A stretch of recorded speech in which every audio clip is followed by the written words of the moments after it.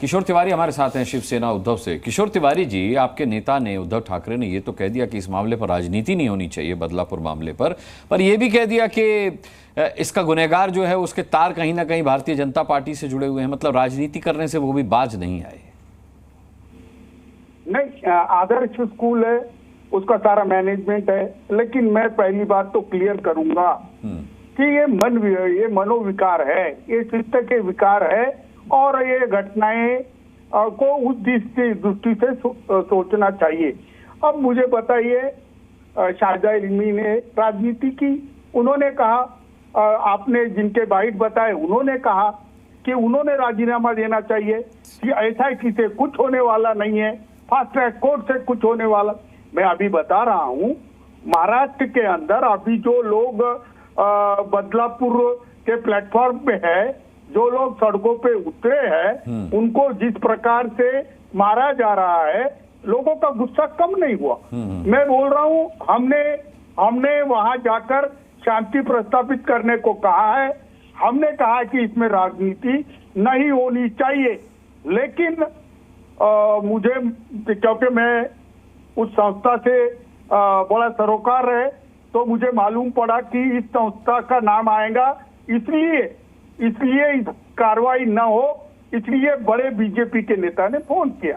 अब ये बातें आती नहीं, लेकिन मैं तो बिल्कुल राजनीति नहीं करूंगा। मैं कहूंगा कि ये मानसिक विकृति है और इस पर सर्वपक्षीय तरीके से सोचना चाहिए। हम इतनी राजनीति कर लेते, अगर मैं कहूं कि महाराष्ट्र के डिप्टी CM जो होम मिनिस्टर है, मैं उनका रिजाइन मांग लूं। अरे मुझे बताइए, ये चीजें जितनी नोटिस में आ रही है उससे ज्यादा नोटिस में नहीं आ रही है। और ये सब देखो, मैसेज तो गया कि पुलिस पर कार्रवाई हो गई, और मैसेज तो जाना चाहिए कि एडमिनिस्ट्रेशन के लोग हैं, उन पे भी कार्रवाई हो। किशोर जी, ये बात उद्धव ठाकरे को समझाइए कि राजनीति का वक्त नहीं है, इस वक्त मिलकर काम करने का, मिलकर एक्शन लेने का टाइम है। वो कह रहे बीजेपी से उसके तार जुड़े हुए हैं, जो आरोपी है उसके। यहाँ मेरे साथ सुशील व्यास भी हैं, शिवसेना शिंदे ग्रुप से। ठीक है, मैं आता हूँ आपके पास। सुशील व्यास जी, सवाल ये है कि थाने की तरफ से नेग्लिजेंस हुई, उस पर एक्शन हो गया, लेकिन कितना असंवेदनशील इस मामले को इस तरीके की राजनीति बना देती है, जो आरोप प्रत्यारोप की राजनीति होती है, जैसा उद्धव ठाकरे कर रहे हैं। अनुराग जी, तिवारी जी, मैं आपके बीच में नहीं बोला, आप जो कह रहे थे मैं सुन रहा था।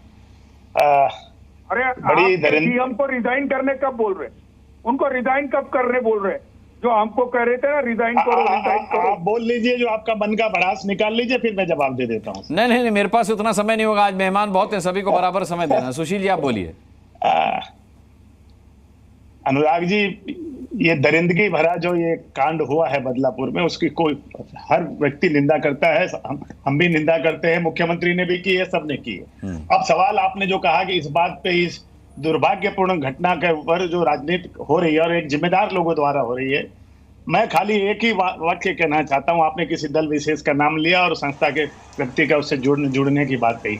अनुराग जी, मैं बड़ी जिम्मेदारी के साथ कहना चाहता हूं, कोई भी संस्था हो या किसी दल का हो या कितना भी बड़ा आदमी हो, अगर वो इसमें प्रत्यक्ष अप्रत्यक्ष रूप से पाया गया तो उसके साथ कोई कोताही नहीं बरती जाएगी। कानून के मुताबिक कड़ी से कड़ी सजा जितनी भी भारतीय कानून में हो सकती है उस व्यक्ति को भी दी जाएगी, अगर वो किसी तरह से गुनाहगारों को बचाने के लिए, चाहे वो किसी दल से संबंधित रखता हो गया। तिवारी जी, आप जानते हैं, वरिष्ठ हैं, कानून अपनी एक प्रक्रिया है, फास्ट ट्रैक से ज्यादा फास्ट कोई चीज हो नहीं सकती। कानून से हटके भी हम कोई चीज करें तो आप कहेंगे कि ये अमानवीय है, ये ह्यूमन राइट्स वाले आ जाएंगे। ये तमाम परेशानियां हैं। तुरंत एक्शन हुई है, पुलिस ऑफिसर सस्पेंड हुए हैं, वहां की संस्था के पदाधिकारी सस्पेंड हुए हैं, प्रिंसिपल सस्पेंड हुई हैं, 2 टीचर सस्पेंड हुई हैं, अटेंडेंट सस्पेंड हुई हैं, उसको गुनहगार को पकड़ा गया है। जो भी संभव क्रियाकला, जितनी भी कानूनी कार्रवाई है वो होगी। और एक निश्चित रही है, मैं बड़ी जिम्मेदारी के साथ सरकार के प्रतिनिधि होने के नाते कहना चाहता हूं, किसी भी आदमी के साथ जो अगर गुनहगारों को पनाह देने का काम करेगा, वो कितना भी बड़ा हो, वो देश के इस कानून से बच नहीं सकेगा। कड़ी से कड़ी सजा इस कांड के चलते उनको दिया जाएगा। ठीक है, राजकुमार भाटी का रुख करूंगा। राजकुमार भाटी जी, कल आपकी पार्टी के प्रवक्ता यहां बैठे हुए थे और कह रहे थे कि भाई मिसाल कायम होनी चाहिए, सरकार को ऐसी मिसाल कायम करनी चाहिए कि फिर ऐसी कोई दरिंदगी न कर पाए। आप मानते हैं कि इस मामले पर राजनीति नहीं होनी चाहिए इस मामले पर, क्योंकि हमने कन्नौज वाला मामला भी देखा, अयोध्या वाला भी देखा, अभी 10 लिस्ट आप भी लेकर बैठे होंगे जो भारतीय जनता पार्टी से जुड़ी होगी। मैं कहता हूं कि इस मामले पर राजनीति नहीं होनी चाहिए, लीपा पोती नहीं होनी चाहिए। मिसाल तो आपकी सरकार भी कायम कर सकती थी जब यह बयान दिया गया था कि लड़के हैं, लड़कों से गलती हो जाती है। तो ये मिसाल कायम करेगा कौन? मौका तो सबको मिला मिसाल कायम करने का। नहीं, महिलाओं के प्रति अपराध जिस तरह पूरे देश में बढ़ रहे हैं, हर राज्य में बढ़ रहे हैं, किसी एक राज्य का किस्सा नहीं है, और महिलाओं के साथ दरिंदगी हो रही है, ऐसे मामलों पर राजनीति तो होनी नहीं चाहिए। इसमें राजनीति पार्टी और दल से ऊपर उठकर हर भारतीय को चिंता होनी चाहिए कि क्या हमारे समाज में ऐसी क्या कमी आ गई है, ऐसी क्या विकृति आ गई है कि जिसकी वजह से इस तरह के अपराध बढ़ रहे हैं। और जो साजिया जी ने भी शुरू में थोड़ा बोला, बाद में तो उन्होंने थोड़ी राजनीति कर दी, और किशोर जी भी बोल रहे थे, और रामकृपाल जी ने भी बोला कि ये हमें ध्यान देना पड़ेगा कि ये हम जो है, ऐसा लगता है इन घटनाओं को देख के जैसे हम एक बीमार समाज में रह रहे हैं और एक पाखंडी समाज में रह रहे हैं। हम एक तरफ तो स्त्री पूजा की बात करते हैं, नारी सम्मान की बात करते हैं, नारी सुरक्षा की बात करते हैं, और रोजाना इस तरह की घटनाएं हो रही हैं। तो इसमें केवल कानून की बात नहीं है, इसमें परिवार से संस्कार भी बच्चों को दिए जाने चाहिए। स्कूल कॉलेजों में भी इसके लिए सिलेबस में कुछ शामिल किया जाना चाहिए। और जो कानून व्यवस्था से जुड़े लोग हैं, जो पुलिस के लोग हैं, उन्हें भी इस बात की, इस तरह की ट्रेनिंग दी जाए कि महिलाओं के प्रति, अपराध के प्रति बहुत संवेदनशील हों, तुरंत एफआईआर दर्ज करें, तुरंत एक्शन लें, तुरंत गिरफ्तारी करें, और अगर कोई पुलिस वाला लापरवाही करता तो उसके खिलाफ सख्त कार्रवाई हो, कि ऐसे आदमी को तुरंत बर्खास्त किया जाए, उसे नौकरी में रहने का अधिकार न हो। न्यायालयों में फास्ट ट्रैक कोर्ट में ये मुकदमे चलाए जाएं, जल्दी से जल्दी और सख्त से सख्त सजा दी जाए, तो शायद कुछ इसमें नियंत्रण होगा। वरना तो ये बात सही है अपनी जगह, अभी जैसा आपने भी एक व्यंग कर दिया अपने उसमें कमेंट में, लेकिन मैं ऐसी गंभीर बात पर चर्चा गंभीर बात थी, व्यंग नहीं था, वो व्यंग नहीं था। मुलायम सिंह यादव जी ने बयान दिया था, पब्लिक में बयान दिया था, ये सार्वजनिक मंच से उन्होंने बोला था।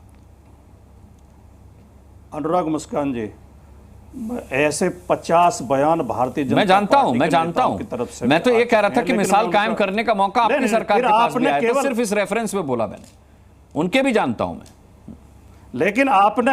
लेकिन आपने केवल मेरे नेता का बयान का जिक्र किया, लेकिन जब आपने जिक्र कर दिया और फिर जोड़ दे रहे हो, अरे भाई बाकी सबकी बात कल हो चुकी है, कल भी इसी मुद्दे पर हम डिबेट कर रहे थे। अब आप चाहते कि उसी का रिपीटेशन हो यहां पर, तो फिर आज कुछ नतीजा नहीं निकलेगा। फिर आप एक तो मुझे आपके इस बर्ताव पे बहुत घोर आपत्ति रहती है कि आप केवल मेरे साथ टोका टाकी क्यों कर रहे हैं, बाकी लोग भी तो बोले थे। आपने मेरी कहे हुए वक्तव्य को व्यंग कहा, इसलिए टोकना जरूरी था, वो व्यंग नहीं था। फिर भी मैं आपने गलत बात की तो मैंने आपको भी टोक दिया, उसमें क्या दिक्कत है? बाकी किसी ने गलत बात नहीं की। कोई अगर एक गंभीर वक्तव्य को कोट कर रहा हूं मैं, उसे व्यंग बताएगा तो मैं तो कहूंगा ना कि वो व्यंग नहीं था। इतना ही तो कहा है मैंने। बोलिए।